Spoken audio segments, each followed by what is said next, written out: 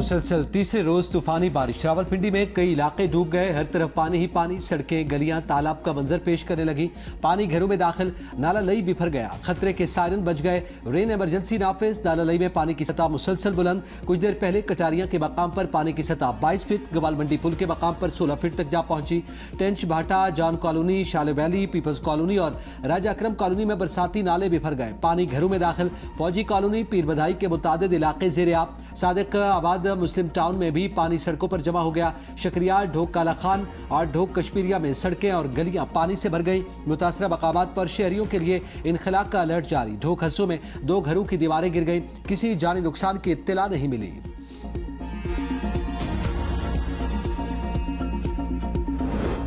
रावलपिंडी में शमसाबाद के मकाम पर सबसे ज्यादा 122 मिलीमीटर बारिश रिकॉर्ड। कचहरी के करीब 121, पीर बधाई 118, नू कटारियां में 116 मिलीमीटर बारिश रिकॉर्ड की गई। रावलपिंडी के मुख्तलिफ इलाकों में 98 मिलीमीटर से ज्यादा औसत बारिश रिकॉर्ड। रेस्क्यू 1122 के शहरियों को मोहतात रहने के ऐलानात। रावलपिंडी के मुख्तलिफ सड़कों पर ट्रैफिक की रवानी मुतासिर। इस्लामाबाद, बलाई पंजाब, बलोचिस्तान। रावलपिंडी में मूसलाधार बारिश ने सरकारी मंसूबों के दावों का पोल खोल दिया। बारिश के दौरान मेट्रो बस स्टेशन की छतों से पानी टपकने लगा। मुसाफिर परेशान। मेट्रो बस में भी बारिश का पानी दाखिल। मुसाफिरों को खड़े होकर सफर करना पड़ा। मेट्रो बस स्टेशन की मुरम्मती के नाकिस इंतजामात बेनकाब। कभी आग लगने और कभी दीगर मसाइल के बाद मेट्रो बस की छत भी बारिश न रोक सकी। राजा बाजार, पीर बधाई रोड और थाना गंजमंडी रोड पर बारिश से सूरत हाल खराब। नाला लई की सफाई न होने पर भी शहरियों के तहफ्फुजात। सैकड़ों घरों में पानी दाखिल। शहरियों ने कहा कि हर साल सफाई के नाम पर इखराजात किए गए, लेकिन फायदा नहीं हुआ। बारिश ने सरकारी मंसूबों और इदारों की कारकर्दगी पर कई सवालात खड़े कर दिए। इस्लामाबाद में मूसलाधार बारिश से एक्सप्रेस हाईवे पर ट्रैफिक तातुल का शिकार। मुख्तलिफ मकामात पर ट्रैफिक मुकम्मल जाम हो गया। इस्लामाबाद की तरफ आने वाले सब रास्तों पर ट्रैफिक जाम। PWD से फैजाबाद तक गाड़ियों की कतारें लग गईं। ट्रैफिक पुलिस ट्रैफिक की रवानी को जल्द शुरू करने के लिए कोशां।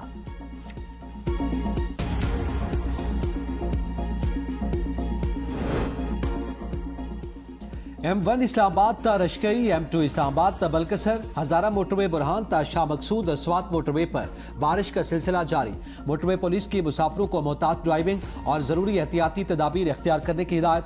गैर जरूरी सफर से गुरेज और रफ्तार कम रखने की भी हिदायत। कहा पहाड़ी इलाकों में लैंडस्लाइडिंग और पत्थर गिरने का खदशा, शहरी गैर जरूरी सफर से गुरेज करें।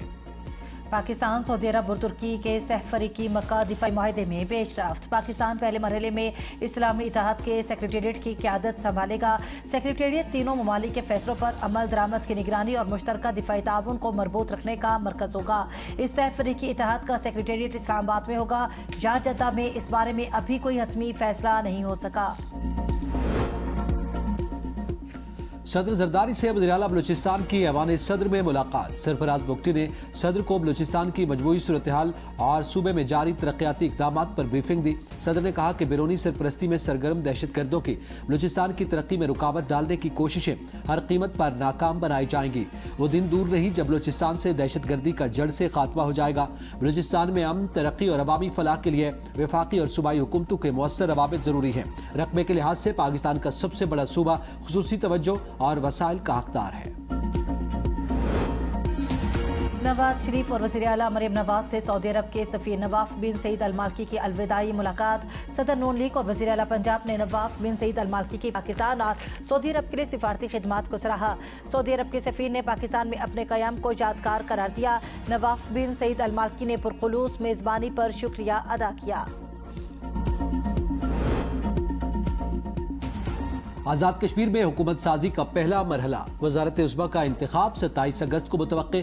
शाह गुलाम कादिर आज़ाद कश्मीर के 17वें वज़ीर आज़म के लिए मजबूत तरीन उम्मीदवार। आज़ाद कश्मीर कानून साज असम्बली की मखसूस नशिस्तों पर इंतखाब 24 अगस्त को करवाया जाएगा। 9 मुंतखब अराकीन 25 अगस्त को हल्फ उठाएंगे। नई कानून साज असम्बली स्पीकर और डिप्टी स्पीकर के इंतखाब का शेड्यूल जारी करेगी। स्पीकर के इंतखाब के बाद आज़ाद कश्मीर के नए वज़ीर आज़म के इंतखाब का शेड्यूल जारी होगा। आज़ाद कश्मीर असम्बली की 8 मखसूस नशिस्तों पर नून लीग और पीपल्स पार्टी के उम्मीदवार फाइनल कर लिए गए। कौमी असम्बली का इजलास आज 3:30 बजे पार्लियामेंट हाउस में होगा। 26 नकाती एजेंडा जारी। हुकूमत आज मुतादिद बिल्स कानून साजी के लिए पेश करेगी। पीपल्स पार्टी सोमालिया में कैद पाकिस्तानियों का मामला उठाएगी। PTI यूरिया खाद की खैबर पख्तूनख्वा में किल्लत और ज़ख़ीरा अंदोज़ी का मामला उठाएगी। NFC अवार्ड पर अमल दरामद की शशमाही रिपोर्ट भी पेश की जाएगी। सुप्रीम कोर्ट का बानी पीटीआई को 2 दिन में शिफा इंटरनेशनल अस्पताल मुंतकिल करने का हुक्म। बानी पीटीआई आइंदा समात तक अस्पताल में रहेंगे।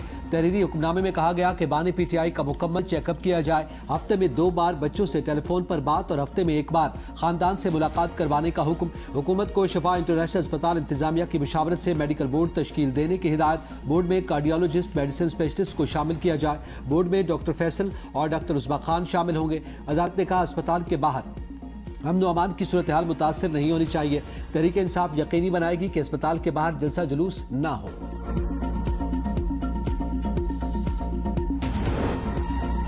हुकूमत का बानी पीटीआई केस में नजरसानी दरखास्त का फैसला। वजीर कानून आजम नजीर तारड़ का कहना है कि निजी अस्पताल मुंतकिली के मामले में कानूनी पेचीदगियां दूर करना होंगी। यह हुक्म सिर्फ एक फर्द तक महदूद होगा या तमाम कैदियों पर लागू होगा, इबहम दूर करना जरूरी है। वजीर दिफा ख्वाजा आसिफ का कहना है कि तहरीक इंसाफ की अपने कायद के लिए NRO हासिल करने की ख्वाहिश नई बुलंदियों को छू रही है। पीटीआई के बेशुमार बानियों में से एक को मुआज़िज़ अदलिया की जानिब से गैर मामूली रिलीफ मिला। ये वही शख्स है जो माजी में दूसरे सियासतदानों को जेलों में डालने और उनके लिए जेल की जिंदगी मजीद सख्त बनाने के मुतालबात किया करता था। अडियाला जेल के सुपरिटेंडेंट ने निजी अस्पताल का दौरा नहीं किया। सरकारी जराये ने सोशल मीडिया पर चलने वाली खबरें फेक न्यूज करार दे दी। कहा जेल सुपरिटेंडेंट का निजी अस्पताल का सिक्योरिटी या दीगर इंतजामात का कुछ लेना देना नहीं। UAE ने ईरान के साथ तमाम तिजारती और कारोबारी और माली मामलात ताहुक्म सानी मुअत्तल कर दिए। का फैसला खित्ते में बढ़ती हुई कशीदगी के पेश नज़र किया गया। कशीदगी इलाकाई और बैनुल अक़वामी अमन सलामती को नुकसान पहुंचा रही है। मंगल को मुत्तहिदा अरब अमारात की वजारत दिफा ने बताया कि ईरान की जानिब से 2 बैलिस्टिक मिसाइल दागे गए। एक मिसाइल मुत्तहिदा अरब अमारात की समंदरी हदूद के अंदर जबकि दूसरा समंदरी हदूद से बाहर गिरा। ईरानी वज़ारत ख़ारजा ने अमारात पर ईरान से मिसाइल दागे जाने से मुताल्लिक UAE का इल्ज़ाम मुस्तरद कर दिया। ईरान की वज़ारत ख़ारजा के तर्जमान इस्माइल बकाई ने बेबुनियाद इल्ज़ामात के खिलाफ इंतबाह पर फॉल्स फ्लैग ऑपरेशंस का हवाला दिया। इससे पहले अमाराती वज़ारत दिफा ने ईरान से 2 बैलिस्टिक मिसाइल फायर किए जाने का इल्ज़ाम लगाया था। एक बार फिर फौजी एक्शन से सिफारतकारी का वक्त आ गया। ईरान पर दबाव बढ़ाने से अमेरिका वो रियायतें हासिल नहीं कर सकता जो इस्लामाबाद मुफाहमती याददाश्त का हिस्सा नहीं थी। स्पीकर ईरानी पार्लियामेंट बाकिर कालिबाफ कहते हैं मस्खरों की टीम करिश्मे नहीं दिखा सकती।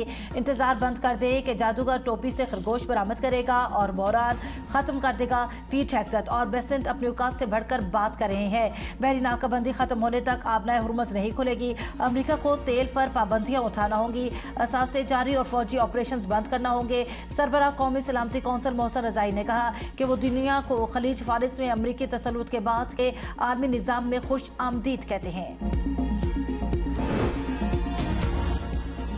नायब वज़ीर-ए-आज़म की ज़ेर सदारत गंदम की दरामद से मुतालिक स्टीयरिंग कमेटी का इजलास। इसाक डार की गंदम की दरामद का अमल शफाफियत के साथ और सूबों से करीबी राब्ते और ताउन के जरिए मुकम्मल करने की हिदायत। कहा हुकूमत गंदम समेत अशिया खुरनोश की मुस्तहकम कीमतों और दस्तयाबी यकीनी बनाने के लिए सूबों की मुआवनत के लिए पुरज़्म है। TCP को 10 लाख मेट्रिक टन गंदम दरामद करने के लिए ज़रूरी इंतजामात की हिदायत की गई थी।